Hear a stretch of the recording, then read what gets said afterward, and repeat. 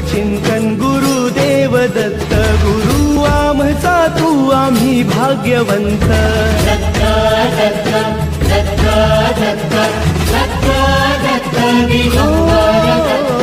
अवधूत चिंतन गुरुदेव दत्त, गुरु आमचा तू आम्ही भाग्यवंत.